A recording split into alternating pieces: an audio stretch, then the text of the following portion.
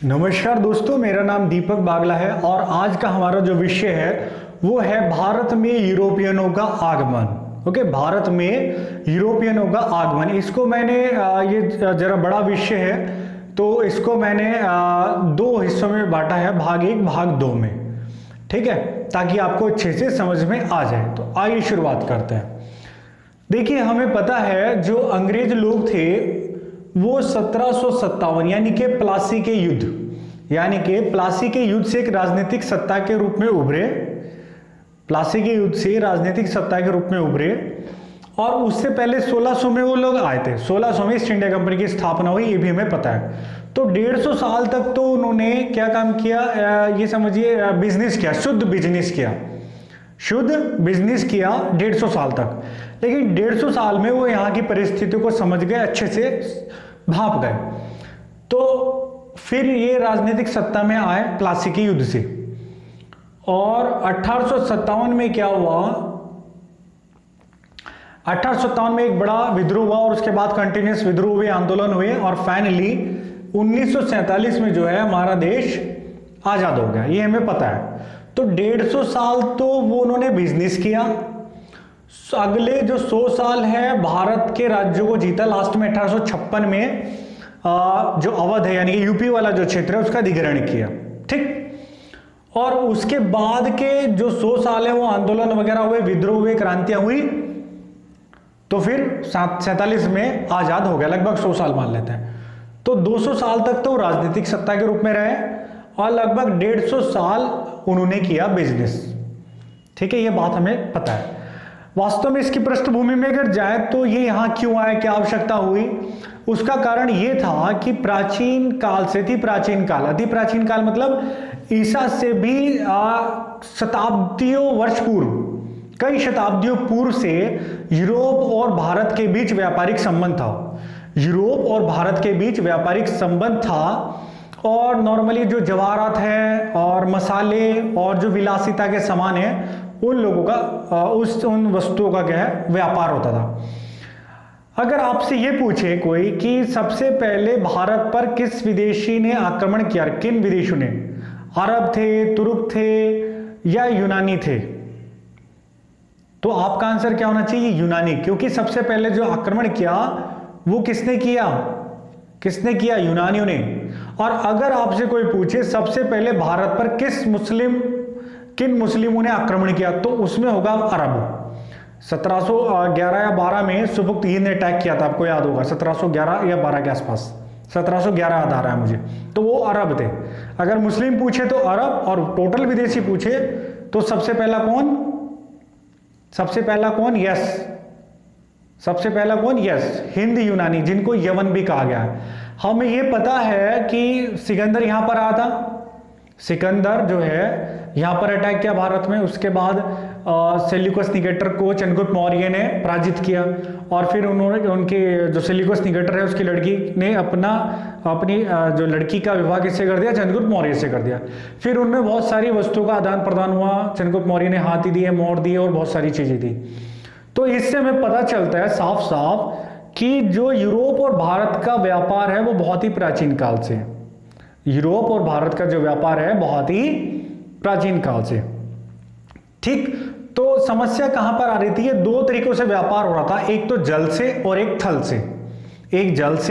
थल से। अगर आपको थोड़ा भी आइडिया है मैप का तो आप देखोगे जो अफ्रीका का एक हिस्सा है मिस्र का जो हिस्सा है वो थोड़ा, जो मिस्र है एक टुकड़ा उसका एशिया से टच हो रहा है, मिस्र का एक टुकड़ा एशिया से टच हो रहा है। क्लियर।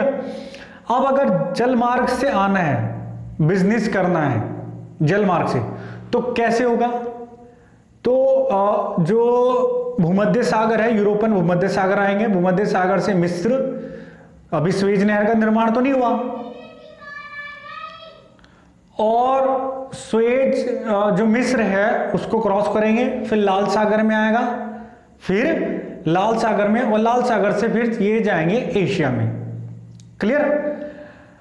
अब दूसरा रास्ता क्या है, जो थल वाला है, थल वाले में क्या है, सीरिया जाएंगे, तुर्की जाएंगे, सीरिया जाएंगे, ईरान, इराक और फिर अफगानिस्तान, पाकिस्तान, फिर भारत जाएंगे। और इन दोनों ही मार्ग पर जो मुस्लिम थे यानी कि जो अरब जो अरब वाले मुस्लिम थे उनका उनका अधिकार था, यानी कि मुस्लिम शासक थे, अरब शासक थे। तो जो बिचौलिए थे ये एक बड़ा धन इनको टैक्स के रूप में किसी भी रूप में अरबों को देना पड़ता था। तो ये टैक्स बचाने के लिए क्या हुआ, जो पोप थे, रोमन कैथोलिक चर्च के जो सबसे बड़े पोप थे, उन्होंने एक धार्मिक आदेश निकाला जिसको बोलते हैं पापल बुल। क्या? Papal bull. हाँ जी, क्या बोलते हैं? रिप्लाई कीजिए एक बार मेरे साथ, पापल बुल। रिप्लाई कीजिए यस, पापल बुल। क्लियर? आगे बढ़ते हैं। अब पापल बुल से क्या हुआ, पापल बुल एक तरह से धार्मिक अधिकार दे दिया किसको? स्पेन और पुर्तगाल को। कहेगा वो अधिकार ये दिया, इससे अधिकार ये मिला कि वो जो है स्पेन और पुर्तगाल भारत तक पहुंचने के लिए कोई भी वैकल्पिक मार्ग खोजेंगे और जो भी वो मतलब जो भी जिस भी जमीन पर पहले पहुंचेंगे, जिस पर भी कब्जा करेंगे, जिस पर भी पहले पहुंचेंगे, वो संपत्ति उनकी हो जाएगी, वो जमीन जो है उनकी हो जाएगी, ऐसा मान लिया जाएगा। और फिर क्या हुआ, एक इटली का नाविक था, उसका नाम था कोलंबस। ध्यान दीजिए, इटली का नाविक है ये, इटली का नाविक है कोलंबस।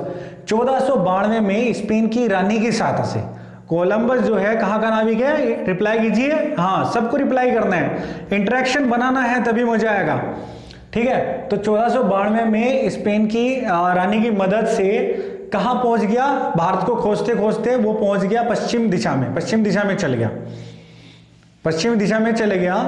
और इसने एक जो ये पॉप थे, इन्होंने पूरी पृथ्वी को दो हिस्सों में विभाजित कर दिया, एक तरह से पश्चिम और पूर्व। आप पश्चिम में जाओ और आप पूर्व में जाइए। ठीक, पुर्तगाल को बोले आप पूर्व में जाओ। फिर क्या हुआ, 1492 में जब ये जहाज में जा रहा था तो बहुत यात्रा करने के बाद इसको एक चिड़िया दिखी और इससे लगा कि आसपास इसका मतलब कोई द्वीप है। और मैंने और कुछ आगे बढ़ा तो इसको एक द्वीप दिखा कोलंबस को, और जब द्वीप दिखा तो इसने समझ लिया मैंने इंडिया की खोज कर ली और मैं पहुंच गया इंडिया। लेकिन वास्तव में वो इंडिया नहीं था, वो क्या था? कौन सा महाद्वीप पर पहुंच गया है? यस, कौन से महाद्वीप पर पहुंच गए? उत्तरी अमेरिका। और उत्तरी अमेरिका में जो द्वीप खोजा इन्होंने, उसका नाम रखा वेस्ट इंडीज। क्या नाम रखा? West Indies. या तो वेस्ट इंडीज की खोज किसने की, ये भी आ सकता है, और ये भी पूछ सकता है कि अमेरिका की खोज किसने की? उत्तरी अमेरिका।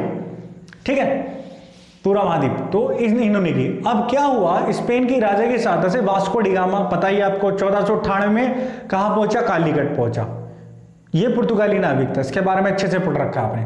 कालीकट जो था केरल के तट पर है। कालीकट कहां है? केरल के तट पर, ये यहां कालीकट कहां है? केरल के तट पर है।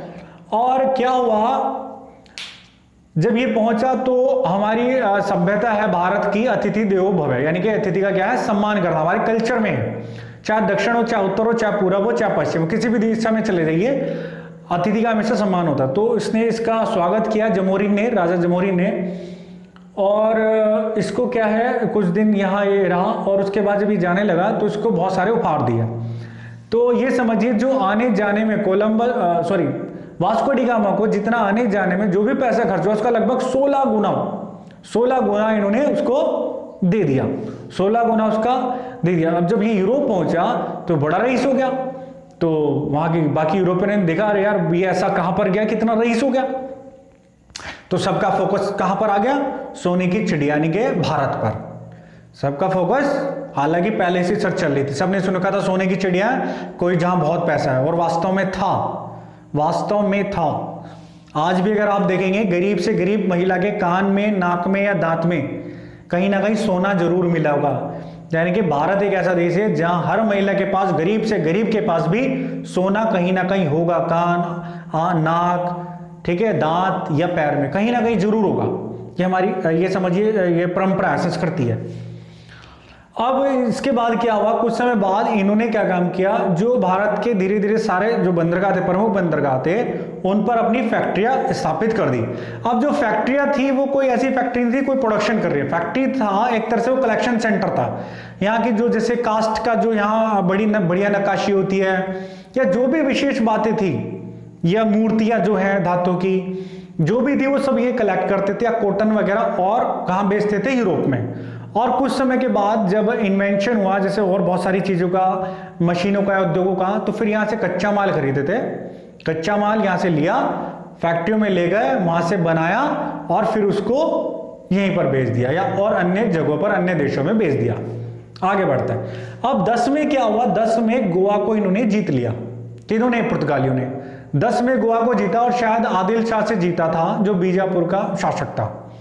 गोवा को जीत लिया। ओके, और ध्यान रखिए गोवा को सब ये जीता इन्होंने 1510 में, यानी कि ईस्ट इंडिया कंपनी की स्थापना से 90 साल पहले। और भारत के आजाद होने के बाद भी पुर्तगाली यहां तक रहे और शायद 64 के आसपास, जहां तक मुझे याद आ रहा है 64 के आसपास ये यहां से गए गोवा से, ठीक। और वो भी जबरदस्ती भगाया, जबरदस्ती। आगे बढ़ते हैं। अब बाकी जो यूरोपियन देश थे उनमें जब इनका वर्चस्व बढ़ा, समृद्ध हुए, तो बाकी जो यूरोपियन देश थे उनमें जेलसी हो गई। भाई 90 साल पहले आप देख लो, 90 साल पहले ईस्ट इंडिया कंपनी आ रही है 1600 में, तो अंदाजा लगा लीजिए पुर्तगाली कितनी तरक्की कर गए होंगे 90 साल में। तो फिर क्या हुआ, जो मार्टिन लूथर किंग है, नॉक्स है, केल्विन जो है, इन्होंने क्या काम किया, पोप के आदेश का विरोध किया। पोप के आदेश का विरोध किया और एक नया मत चलाया ईसाई धर्म में, प्रोटेस्टेंट मत। कौन सा? प्रोटेस्टेंट मत। इंपॉर्टेंट है, जो ग्रीन ग्रीन बॉक्स में, वेरी वेरी वेरी इंपॉर्टेंट है। प्रोटेस्टेंट मत चलाया और उसने अपने आप को रोमन कैथोलिक चर्च से अलग कर दिया।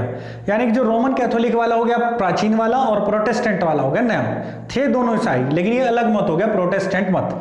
तो आपको ये समझ में आ गया प्रोटेस्टेंट मत कैसे आया। आगे बढ़ते। 88 में क्या हुआ, 88 में क्या हुआ, अल्मीडा एक जहाजी बेड़ा था स्पेन का। अल्मीडा एक जहाजी बेड़ा, यानी कि जैसे जब बहुत सारे जहाज एक साथ चलते हैं तो उसको बेड़ा बोलते हैं। जैसे आपने बहुत सारी मूवी देखी होगी, 300 देखी है, या हॉलीवुड वाली मूवी, या द ट्रॉय देखी होगी, या बहुत सारी मूवी है, तो उसमें जहाज चलते हैं बहुत सारे एक साथ। तो इन्होंने क्या काम किया, हॉलैंड ने और इंग्लैंड ने इंग्लैंड के तट पर उसको नष्ट कर दिया। किसको नष्ट कर दिया? अल्मीडा को। Very very important. फिर क्या हुआ, दरअसल जो ये हॉलैंड था, यानी कि जो फ्रांस और स्पेन है, फ्रांस स्पेन के बीच में दो देश हैं, बेल्जियम और नीदरलैंड। जो आज की डेट में नीदरलैंड है वही पहले क्या था, रिप्लाई कीजिए यस, हॉलैंड। इसके नागरिकों को बोलते हैं डच। क्या बोलते हैं? डच।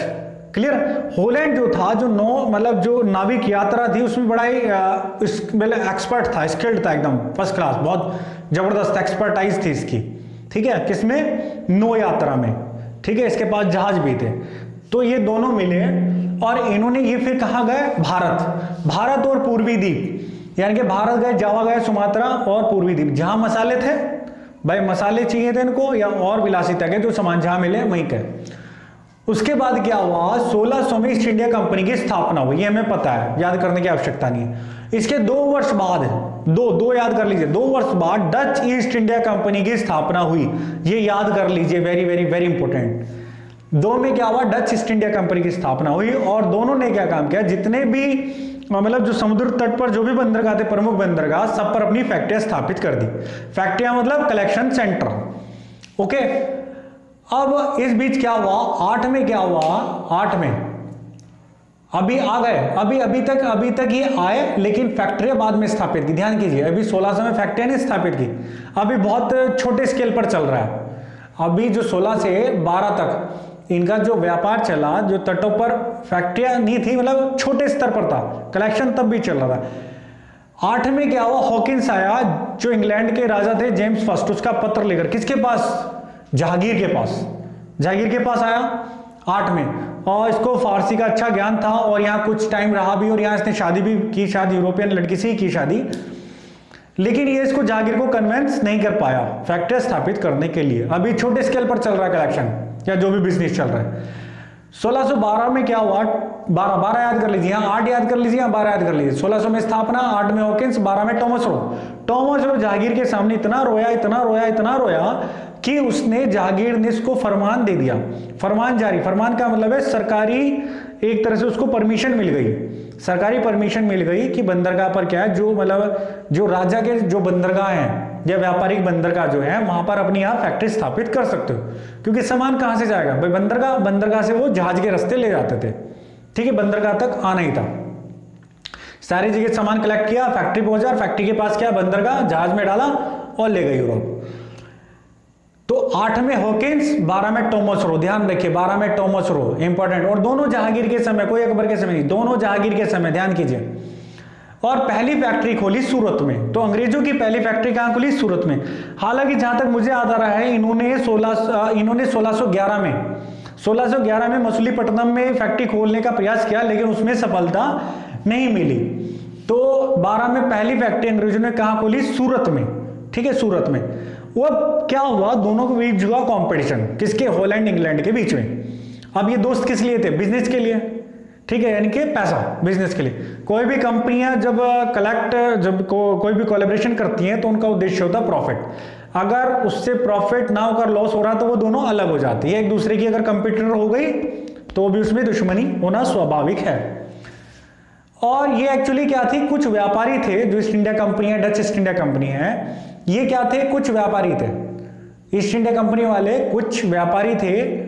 और जैसे पुर्तगाली वाले हैं या जो फ्रांस वाले हैं, फ्रांस वाले जो थे वो सरकार की तरफ से थे, यानी कि वो जो लोग आते उन पर सरकार का पूरा नियंत्रण था। ठीक है, और ये लोग क्या थे? व्यापारी थे। और इन्होंने अपनी एक कंपनी बना ली थी बिजनेस करने के लिए। एक कंपनी बना ली ईस्ट इंडिया कंपनी, और रानी से, महारानी से, जो इंग्लैंड की महारानी है ब्रिटेन की, वहां से परमिशन ली और यहाँ व्यापार के लिए आ गए। तो जब जैसे कह सकते हैं ना, जैसे प्राइवेट कंपनी सरकारी कंपनी, उसी तरह का कुछ हिसाब था। तो प्राइवेट में आदमी ज्यादा पैसा कमाना सोचता है। तो दोनों के बीच शत्रुता हो गई और फाइनली 23 में क्या हुआ? एम्बोना द्वीप पर एक युद्ध हुआ। कहां? 23 में एम्बोना में, इंडोनेशिया में एक युद्ध हुआ और अंग्रेजों का भयंकर नरसंहार हुआ। और फाइनली ये डिसाइड हुआ, समझौता हुआ दोनों में कि हम जावा की तरफ नहीं आएंगे और अपना फोकस कहां रखेंगे? इंडिया पर। और जो डच वाले हैं वो इधर नहीं आएंगे, वो जावा में रहेंगे। तो दोनों का डिस्प्यूट समाप्त। ओके, अब इन्होंने अपना पूरा फोकस कहां किया? भारत में किया, और लगभग भारत के सभी व्यापारिक केंद्रों पर अपनी फैक्ट्रियां स्थापित कर ली। एक रिवीजन, जो पोप ने आदेश निकाला उस आदेश को क्या बोलते हैं? यस यस यस यस, पापल बुल। वेरी गुड, रिप्लाई करते रहिए। You have to do reply, तभी मजा आएगा, समझ में आएगा, दिमाग में टिकेगा, याद रहेगा देर तक। वरना सब कुछ किताबों में लिखा है, पढ़ते रहिए, 30 मिनट बाद नींद आनी शुरू हो जाएगी, दिमाग में कुछ नहीं टिकेगा। ये जितना भी मैंने आपको बताया ये समझिए सारा एनसीईआरटी बुक से है, 9 to 12 वाली एनसीईआरटी है, प्लस जो नेट का है साहब का जूस निकाला और उसमें भी उसको शॉर्ट किया, और उसमें भी जो सबसे इंपॉर्टेंट है वो चीजें मैं आपको बता रहा हूं। ठीक है, तो आपकी बहुत सारी मेहनत बच जाएगी। बस आप कोई भी वीडियो को 2 बार देख लीजिए, और मेरा दावा है, मेरा पूरा विश्वास है कि आप में से अगर इसमें से कोई भी क्वेश्चन आपसे पूछा जाएगा 2 बार देखने के बाद, तो आप सारे प्रश्नों के आंसर दोगे। ठीक है, तो कोलंबस कब आया? रिप्लाई कीजिए। यस, 92 में आया। किसकी खोज की? यस, अमेरिका की खोज की या वेस्ट इंडीज। अब पुर्तगाल, ये जो पुर्तगाली नाविक, क्या नाम था इनका? Yes yes, Vasco D gamma. कब आया? सबको पता है, रिप्लाई कीजिए। यस, 1498 में। Very good. कहां पहुंचा? रिप्लाई कीजिए। कालीकट पहुंचा। Very good. कौन सा राजा मिला? नाम बताइए केरल वाले उस राजा का। जमोरिन। Very good. आगे बढ़ते हैं। गोवा कब जीता? 10 याद कर लीजिए बस, 10 10 10 10 10। गोवा जीत लिया। फिर क्या हुआ? प्रोटेस्टेंट मत आया। 88 में कौन सा जाजीबेड़ा नष्ट किया स्पेन का? यस, बताइए, रिप्लाई कीजिए। अल्मीडा।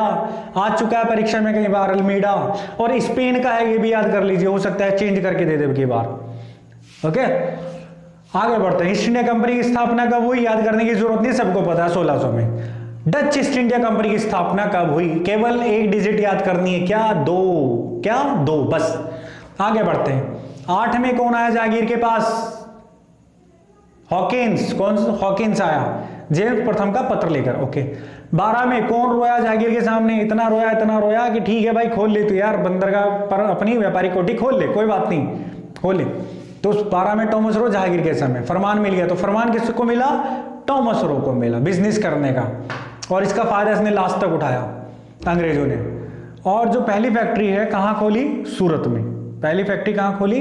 सूरत में। एम्बोना कहां है? एम्बोना। यस, रिप्लाई कीजिए। Yes yes yes yes yes, Indonesia. Very good. और ये युद्ध कब हुआ? 23 में। किस किस के बीच हुआ? अंग्रेज और डचों के बीच। Very good. और फाइनली इन्होंने जावा छोड़ा और पूरा फोकस कहां किया? भारत पर। अब भारत का शोषण इन्होंने चालू कर दिया। ठीक है, अब इसके बाद आगे पढ़ेंगे। अब डच तो हो गए साइड में, अब संघर्ष किसके बीच में होगा? अंग्रेजों के, पुर्तगालियों के और फ्रांसीसियों के बीच। अंग्रेजों के, पुर्तगालियों के और फ्रांसीसियों के बीच। ठीक है, अब आगे नेक्स्ट वीडियो में ये सारी बातें करेंगे। तो मैं समझता हूं कि बहुत सारी बातें आपके दिमाग में टिक गई होंगी। एक बार इसको देखें वीडियो को, आपको सब चीजें याद हो जाएंगी। ये सब फैक्ट्स हैं। ठीक है, इस तरह से हम याद करेंगे तो समझ में आएगा, देर तक टिकेगा। कम मेहनत में ज्यादा काम। ठीक है, तो नेक्स्ट वीडियो में मिलते हैं नेक्स्ट विषय के साथ। इसी के साथ नमस्कार, जय हिंद, जय भारत।